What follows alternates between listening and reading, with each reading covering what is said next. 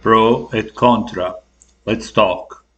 Let's start with your latest article on empire decline and costly delusions. You talk about this conflict in Ukraine and the complexity of this issue that we're witnessing with Russia, the West, NATO. And could you elaborate on this article? Because I found it so important for our audience. Well, first of all, thank you for your kind words about it. I wrote it because of my concern that the level of miscalculations involved in this war have to be explained. I mean, there are many aspects of this war, and I know you have explored them with various guests, and you will continue to do so, and that's an important service. But I want to pose and answer a question. And the question is, there were terrible miscalculations made, and I want to explore them. Let me begin by explaining what I mean. Early in the war, and even before the war, Russia had indicated that it considered this a threat to its security and safety, the possibility that Ukraine would join the economic union, the European Union, and also NATO. And then when they made the decision to invade, which they did in February of 2022, we know that there were statements, there were meetings, and there were negotiations early in the war to bring it to an end before it could do terrible damage either to Ukraine or to Russia or to both of them. But those failed. And we know that there was a role played by British Prime Minister Boris Johnson, who went to Kiev and persuaded Zelensky, or at least that's the best sense I can make of it, not to sign an agreement, not to work something out with the Russians. Okay, then the war begins in earnest, and I know from the United States and from other countries too, that the following miscalculations were made and articulated. Number one, that Russia was weak and could be defeated militarily even by a much smaller country, Ukraine, if it got support from Western Europe and America. Number two, that one of the objectives was to bring, I quote, bring Russia to its knees and or, quote, break Russia up into smaller national units, like Ukraine, for example, and so on. Then the calculation was made that the Russian ruble would collapse. Then the calculation was made that the Russian economy would collapse. It could not sustain for any length of time a war. I could go on, but these were all shown to be huge miscalculations. Why? Because Russia showed that it can wage a war of attrition, that it can do so better than the Ukraine, and it can do it better than the Ukraine with Western arms and Western financial support. For anyone who isn't blind, the Russians have won somewhere between a fifth and a quarter of the Ukraine territory, which they now control. And if anything, they look stronger than they did a year ago, and Ukraine looks weaker than it did a year ago. The Russian ruble has not collapsed. The Russian economy is doing better in 2023 than it did in 2022, and is continuing to perform better in 2024 after 3 months than it did a year ago. So the military calculations, the economic calculations were mistakes. Now, finally, the political calculations. Despite an enormous media effort to portray the Russians as war criminals, to demonize Mr. Putin as another incarnation of Stalin and Hitler and all the rest of it, votes in the United Nations have been showing that the political support around the world for Russia is as strong or stronger than it is for Ukraine. So I see here a monumental miscalculation economically, militarily, and politically. And I find that the thing to explain more than what happens on the military battlefield or what even happens in the United Nations or even what happens in the global economy.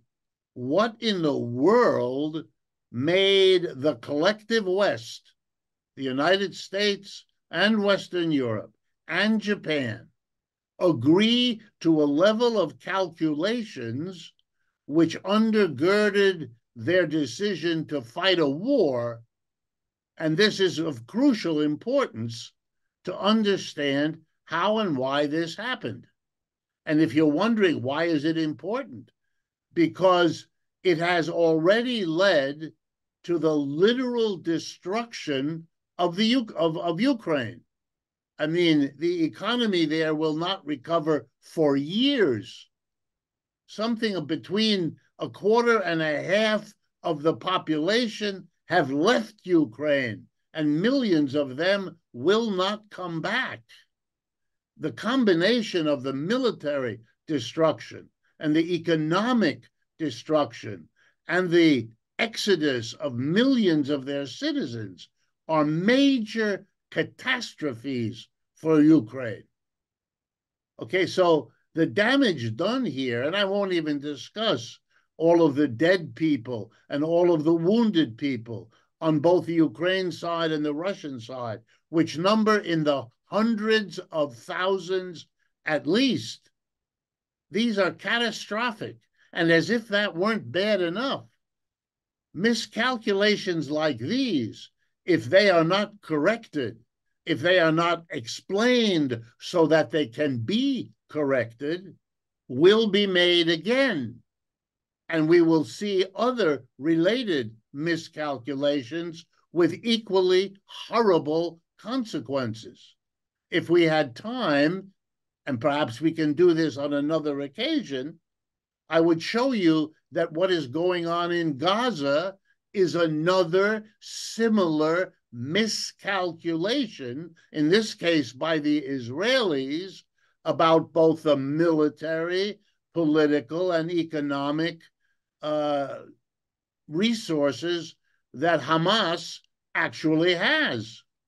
And this is not a question of whether you agree or disagree with what happened on October 7th or what has happened since.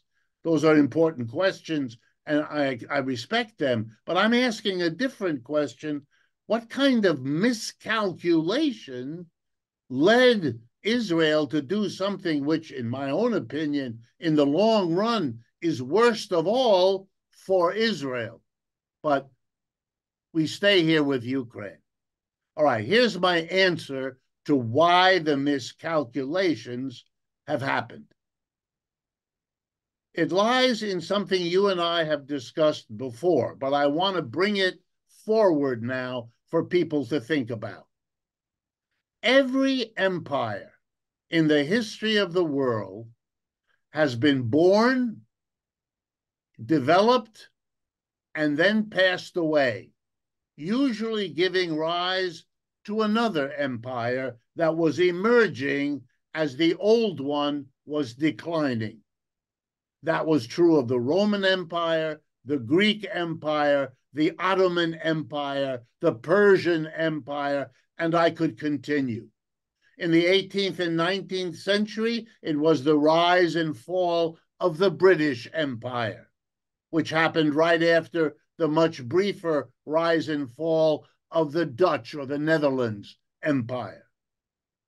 And in the 20th and into the early parts of the 21st century, we saw the rise of the American Empire out of the decline of the British Empire.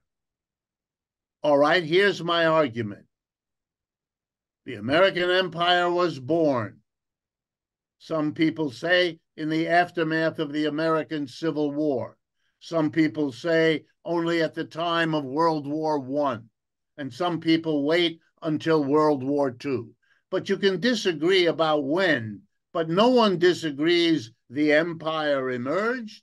After World War II, it systematically replaced the dying old empires of Britain, France, Germany, Russia, and so on.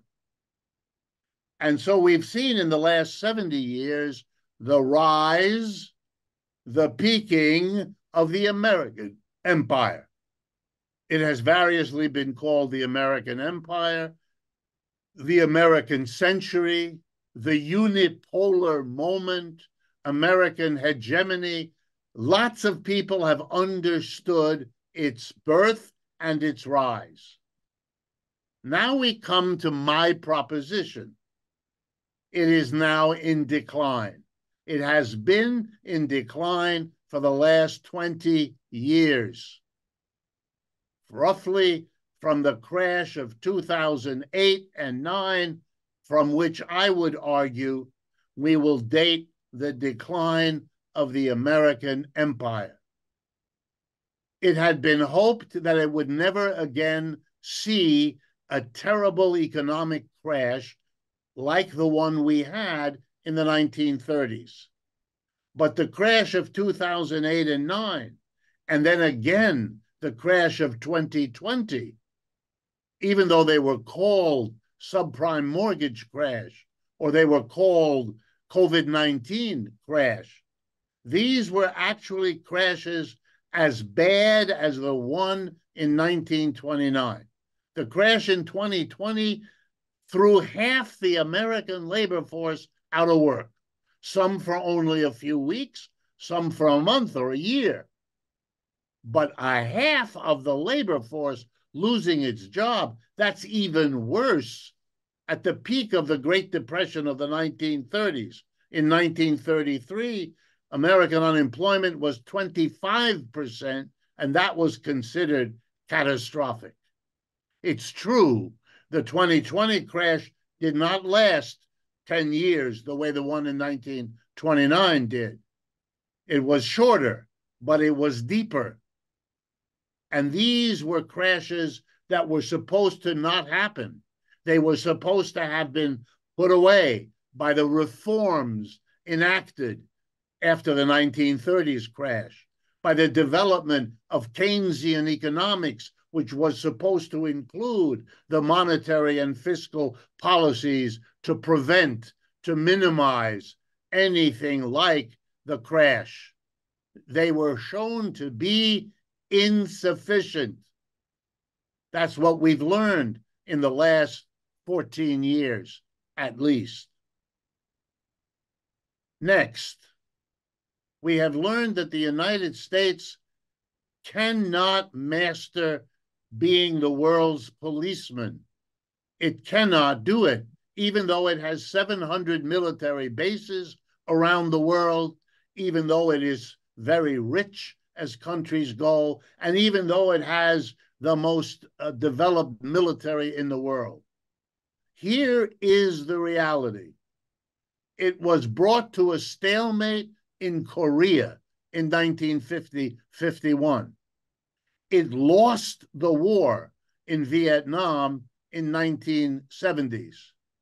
And it lost the war in Afghanistan to the Taliban, who now run that country, like the Communist Party of Vietnam ran the country after the defeat of the United States in 1975. And the United States effectively lost the war in Iraq because the dominant influence over there is now Iran, which was not the objective of the American intervention. And my guess is, unless something happens that I don't see, we are about to see the loss of the war in Ukraine as well. All right. These are signs of empire decline. They have always been signs of empire decline when the empire suddenly discovers it cannot afford and it cannot win endless battles around the periphery of the empire to protect it. That's what's happening. The American empire was global, very ambitious, but that requires a global military presence. And that proved to be more than the United States could undertake. And now, finally, the most important issue of all. It's economics. The reality in the United States is that for the last 25 to 30 years, the American economy has grown poorly. It has averaged a GDP increase of around 2 to 3%, depending a little bit on how you count. Over that time, another economic unit, the People's Republic of China, has achieved annual rates of GDP growth between 6 and 9%. In other words, 2 to 3 times what the United States did, meaning that the gap between the United States and China is closing, and closing fast. I believe I have given you in the past, but it's worth repeating. The GDP of the United States and its major allies, the G7, added all together, is about 29% of total GDP in the world. The GDP of People's Republic of China and its allies in the BRICS is now 33% of the world's total output. The year 2020 was when the two lines crossed. Before 2020, the United States and its allies was the bigger economic unit. Since 2020, China and its allies are the bigger economic unit, and the gap between them grows each year. Today, as we speak, the British economy is in recession. Today, as we speak, the German economy is in recession. The American economy is growing maybe again 2.5%. The Chinese economy is growing at 2 to 3 times that rate. Even though it's a poor time, the Chinese have many economic problems. But the gap is narrowing. The GDP of China is now estimated, depending on how you count, in the neighborhood of 17 to 18 trillion dollars. The American GDP is $23 trillion. That's a very small difference. The GDP of Russia right now, $1.5 trillion. Russia is a small economic entity. China is enormous. And China and Russia together, even before we add Brazil and India, I mean, we are talking about a whole new world economy in which the declining wealth and power is the G7, and the rising wealth and power are the BRICS. The miscalculations in Ukraine can be traced to the inability of the United States and Western Europe to face the reality. They are in what psychologists call mass denial. And that's why they miscalculated. They didn't understand that if they didn't buy Russian oil and gas, BRICS would. And that's what happened. BRICS purchased the oil and gas from Russia, and therefore everything that the West had counted on didn't happen. The BRICS also mobilized the rest of the world. China's wealth has enabled them to help half the countries in Africa with major investments, major loans. When then the Chinese want support for their view of the war in Ukraine, they get it. That's exactly what used to happen for the United States. But it doesn't happen now because there's an alternative for every country in Asia, Africa, and Latin America that has a problem. It can go to the United States, but it doesn't have to. It can go to London or Paris or Rome or Berlin or Tokyo, but it doesn't have to. It can go to Delhi. It can go to Beijing. It can go to Sao Paulo. And it has more resources in the latter than in the former. Had the people who make the decisions been able and willing to face what I've just said, they would have saved themselves the miscalculations that have now destroyed Ukraine and threaten more horrible damage if these miscalculations continue. There are, finally, forces in the world that are working for continued miscalculation and against it. I didn't have the chance to develop this last point in the article you refer to, so maybe I can briefly mention it here. The neocons, the right-wing governments that govern in most Western European countries, certainly in Germany, in France, in Italy, and in Britain, France, Germany, and Italy, and also the United States, and also Japan. There are strong forces there that will continue these miscalculations. They're the kind of thinking that supports Benjamin Netanyahu in Israel as if that were the only immediately reasonable thing to do, and to stay with him even in the months since October 7th.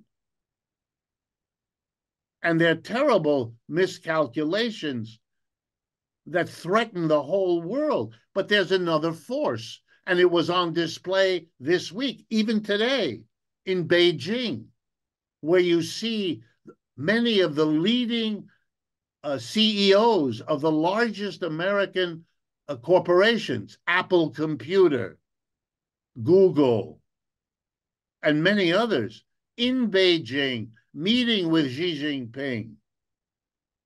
Why? Because these large corporations over the last 23 years have invested hundreds of billions of dollars in China.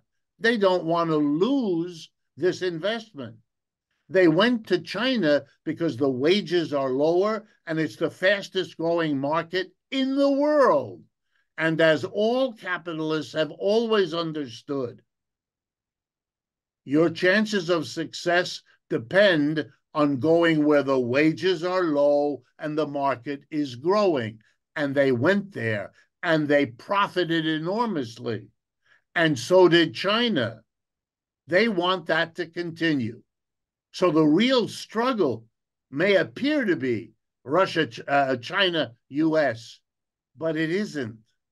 The real struggle is right here in the United States, and to a lesser degree in Europe, between those industries, those corporations that need and want a continued relationship with China, the export industries upon which Germany depends, and it's the strongest economy in Europe. They need that relationship with China. And so do the Americans. So it's a struggle inside those countries between the old war, Cold War mentality, the hostility to everything socialist and communist, the neocon notion that the West is forever hegemonic, those people versus the corporate majority who either are already dependent on China or want to be, because that's where their future is. That's where the profits lie. That's where their competitors are busy, and they know they better be there too. And under the headlines, that's the battle being fought out. I think one of the important countries in Europe is Germany. There is an article recently in Financial Times. It says that wars in Ukraine and Middle East boost orders at German defense supplier. It simply says that Germany is benefiting from Ukraine and Gaza. It seems to me that they're trying to shift the focus of German economy, the glory of German economy, on their military. We know the last time they were focused on their military, how it ended up. Why they're trying to do this to Germany, in your opinion? Well, it's all that Germany knows. Let me be blunt with you. And in case anyone's wondering, my first language is German. I speak German fluently, and I have all my life, and I follow the affairs of Germany. Germany was catastrophically hit by the Great Depression in 1929. Without that depression, it would never have happened that Hitler was given the government in January of 1933. The collapse in Germany was catastrophic between 1929 and 1933. And this catastrophe followed a slightly earlier catastrophe in 1923, when Germany had one of the worst inflations in the history of the world, where the currency became useless, where the collective savings of the mass of the German people was wiped out. And that came just a few years after Germany lost World War I. So in a very short time, we're talking here 10, 15 years, Germany lost the World War, suffered the worst inflation in world history, and the Great Depression. It was too much. It was a trauma of misery, of suffering, of unemployment, of a crash of the whole society, not just the economy. And what pulled them out of that situation was the rearmament of Germany undertaken by Hitler. This is obviously not an endorsement of Hitler. Hitler was a horrible leader. I have nothing but hatred for everything he represents. But not to understand this is to make, again, the same miscalculation. So the Germans learned that the armaments industry and the government focused on prioritizing that can help them out of bad situations. Okay, now they have a bad situation. The thing that gave Germany its edge for the last 25 years was the combination of very cheap energy from Russia and an advantage in a unified market because their heavy industry had developed further than that of the other parts of Europe, France, Britain, Italy, and so on. So they could have a special place in the unified market of Europe and the cheapest energy to serve that market. Okay? So they now have lost that. That is a catastrophe for them. That's why for the first time in many, many years, they are having a recession. 2 quarters of negative economic growth, the literal definition of a recession. They lost. It's hurting them terribly. It's scrambling their society. It's disrupting their politics. They have a very unstable government because of it, etc. Now, is it true that some of the defense orders that are coming from the war in Ukraine and the war in Gaza are helping some German engineering company? Of course. But the reason you read that in the Financial Times is the struggle going on inside Germany, like in the United States, between all the industries hurt by what's going on, hurt by the rise in the cost of energy that makes Germany uncompetitive with other countries that didn't depend on Russian oil and gas as much as the Germans did. Those industries are hurt. Likewise, the industries that used to have a market in Russia and don't anymore. Those industries are struggling to change German policy. Then there are the political, right-wing, Cold War, center-right governments that want to hold on to the anti-Russia, want to hold on to the alliance with the United States, are afraid of what will happen to them or to Europe if they don't. They don't want to go make a deal with China, although that's coming. So they don't do that yet. They're torn between Russia and the United States. And for 50 years, they've gone with the United States. So they want to hold on to all of that. They don't want to see the decline of the West or of the United States because it's literally losing their own foundation. So they want to continue, and they want to make sure that publications like the Financial Times put on the front for the mass of the Germans to read, we are benefiting in some ways from Gaza. We are benefiting in some ways from Ukraine. It's true, they are. But that's because they are fighting these two sides. And make no mistake, it's a tremendous fight. It will determine whether the Olaf Scholz government survives. That's what's happening right now. Just as it will determine and is determining the very possibility of another Trump administration here in the United States. That's the fight. But it's the fight of an empire that's going down, that's declining, that doesn't know how to solve that problem, that does not want to work out with China how to live and let live. Let me remind everyone, when the United States decided to break away from its position as a colony of Great Britain, there were two wars that the British fought to prevent that. The Independence War of 1776, and then another war in 1812.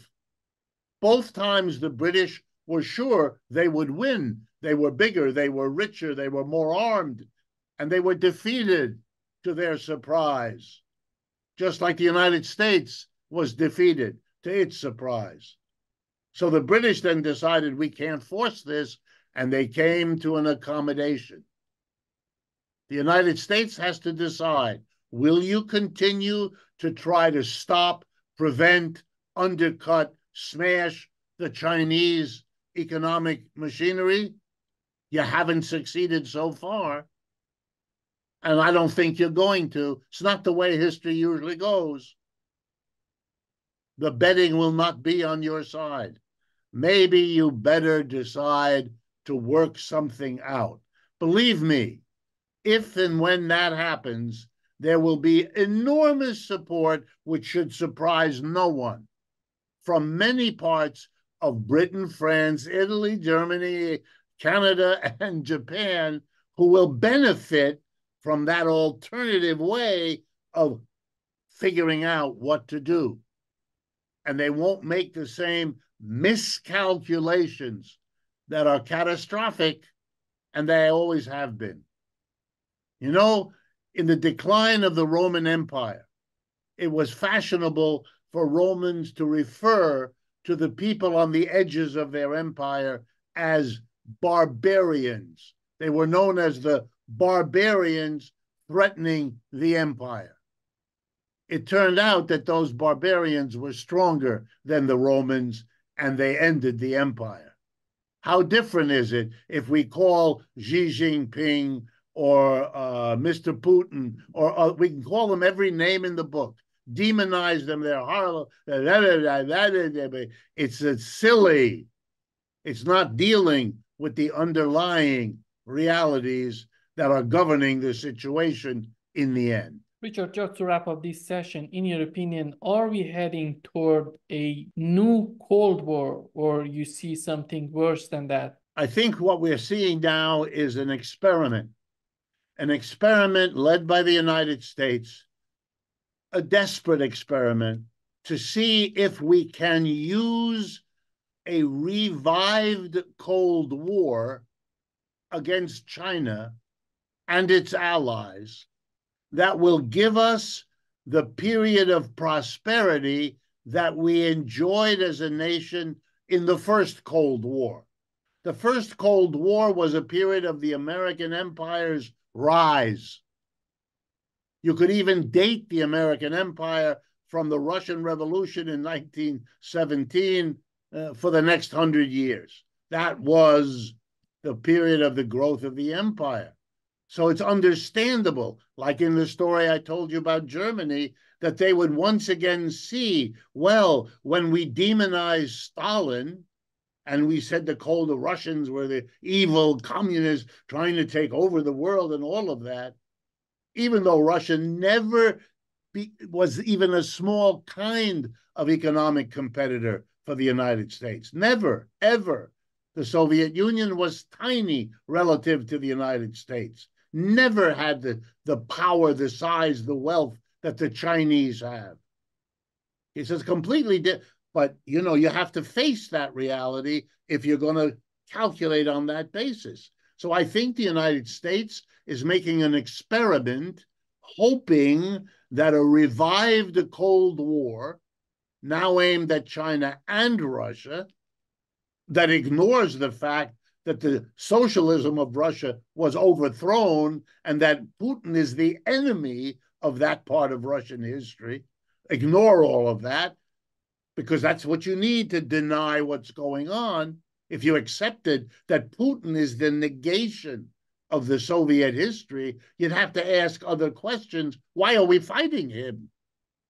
We were supposed to be having a war between capitalism and communism, between the United States and the Soviet Union. Why are we at war with the internal leader who opposed and overthrew the Soviet system? But they don't. This has to be negated. Most Americans don't even know that this is the case. So an experiment is made.